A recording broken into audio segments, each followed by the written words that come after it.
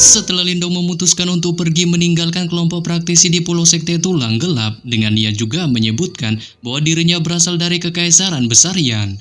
Kelompok praktisi itu pun yang mendengarnya sontak terkejut terheran-heran dengan tak menyangka sosok pemuda yang mereka temui ini ternyata merupakan Lindong yang dikabarkan telah mengalahkan Si Kun dari Kekaisaran Tebing Setan di Sungai Pil, walaupun yang terakhir telah mencapai ranayuan nirvana satu tingkat di atasnya, sehingga buat mereka pun merasa kelompok Moling yang telah mendapatkan teknik segel kuno ini benar-benar memiliki backingan yang kuat seperti halnya Lindong. Dan sementara kelompok praktisi ini masih menunjukkan keterkejutannya sembari mengamati ke arah TKP menghilangnya Lindong dan Xiaoyan pun terus meningkatkan kecepatan perjalanannya menyusuri seluruh penjuru wilayah harta karun kuno. Dengan awalnya mereka berencana bergegas ke bagian terdalam dari harta karun rahasia kuno, tapi dikarenakan perkembangan tak terduga muncul di sepanjang jalan, dan kelompok Moling nyatanya telah mengikutinya selama beberapa waktu, serta mereka kemungkinan akan mengalami masalah. Mengingat dengan karakter setia kawannya menganggap mereka sebagai bestie, ia secara alami tak hanya akan berdiri diam dan berniat membantu mereka.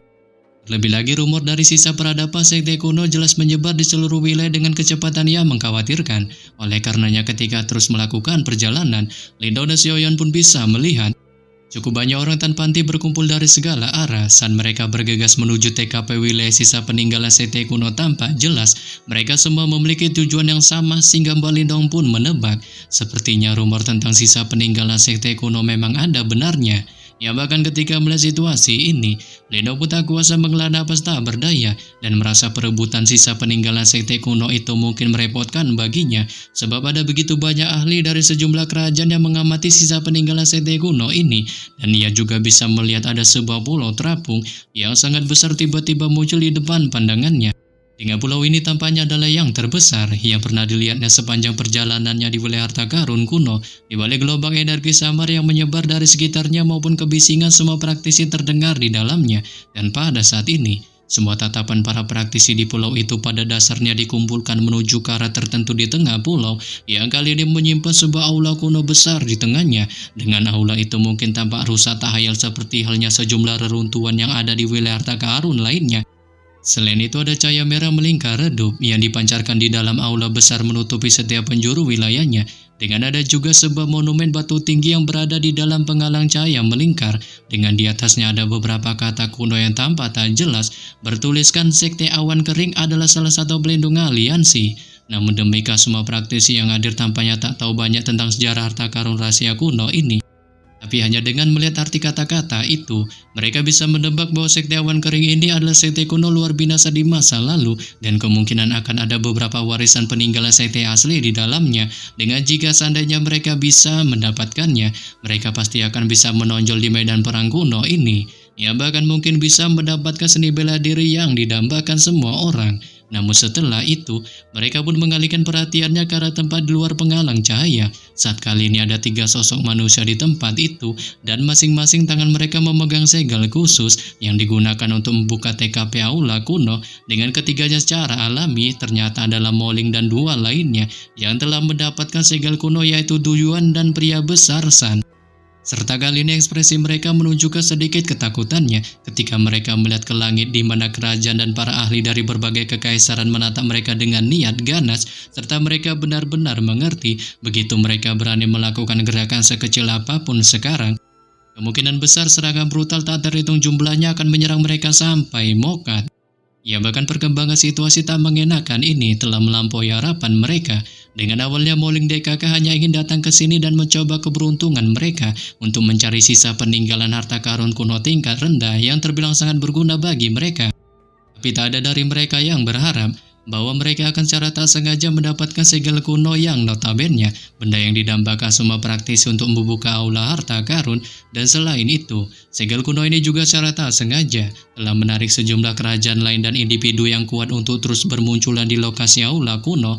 Namun ketika kelompok Moling masih menunjukkan ketakutannya ini, Du Yuan di samping Moling pun tiba-tiba bereaksi dan menanyakan padanya mengenai gerangan hal apa yang harus mereka lakukan, dengan mereka kemungkinan tak akan sanggup menghadapi para praktisi kuat yang berkumpul.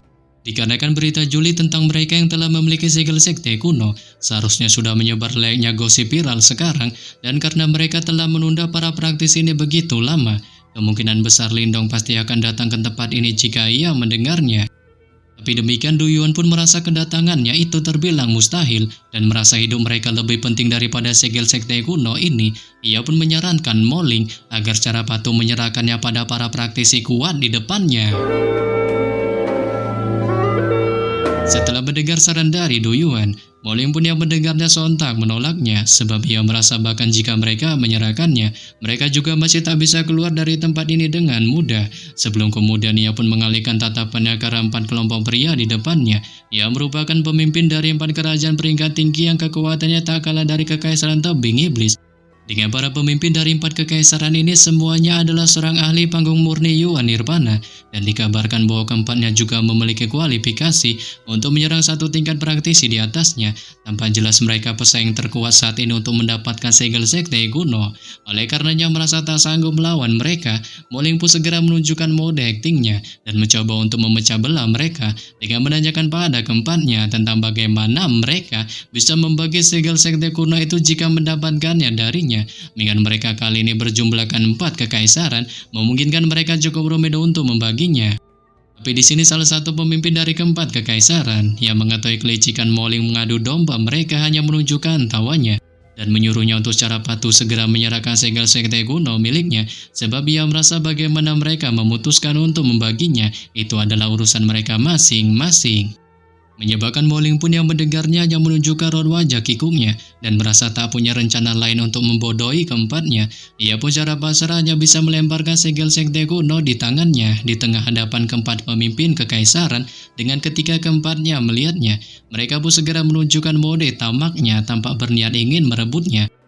Tapi demikian mereka semua pun memilih untuk tak segera bertindak, dikarenakan mereka mengerti bahwa jika mereka menunjukkan pemikiran tamak pada saat ini untuk merebutnya, kemungkinan ketiga lainnya akan menyerang mereka secara bersamaan dan dipastikan pertarungan besar antar kekaisaran tak terelakkan.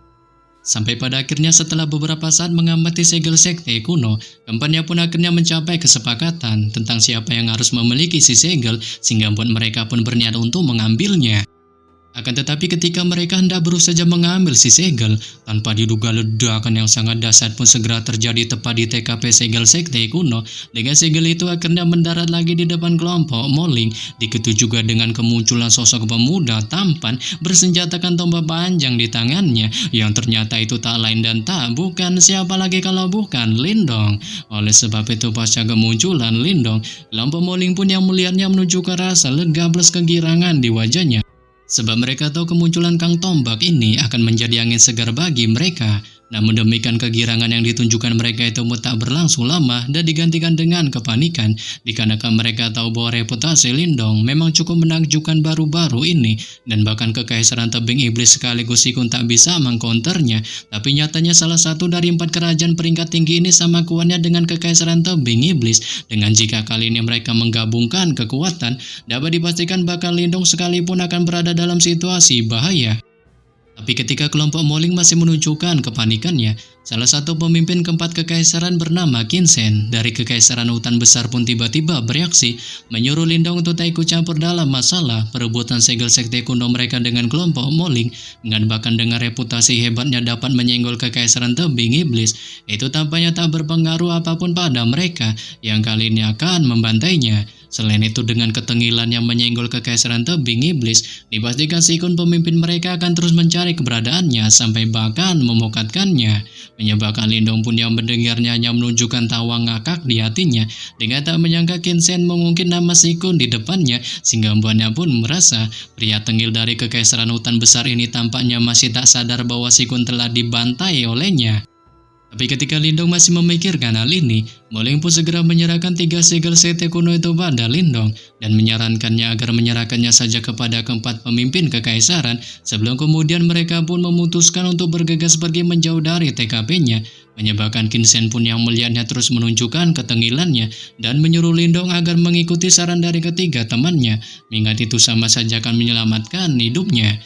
Tapi ketika Ginseng terus menunjukkan ketengilannya, ketiga pemimpin kekaisaran lainnya tampaknya hanya tetap diam tanpa menunjukkan permusuhannya pada Lindong atau bahkan menghentikan baceritan dari Ginseng. Saat ini pun menyebabkan Lindong yang melihatnya menunjukkan rasa herannya dan tatapannya dengan cepat melesat ke arah ketiganya serta ia segera mengerti apa yang mereka rencanakan sebab ia tahu ketiga orang ini tampaknya sudah mengetahui berita bahwa dirinya telah melumpuhkan Si Kun dan karenanya mereka kali ini memilih untuk menjaga ketengilannya terhadapnya.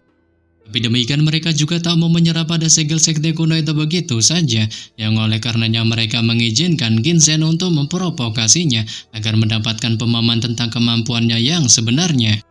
Namun Lindong pun segera menghilangkan semua pemikirannya ini dan segera memberi isyarat dengan tangannya saat segel sekte di depan kelompok Moling terbang ke tangannya. Dengan ketika Ginseng melihat situasi ini, ia pun spontan menunjukkan kegirangannya dan berpikir bahwa Lindong akan secara sukarela menyerahkannya pada mereka.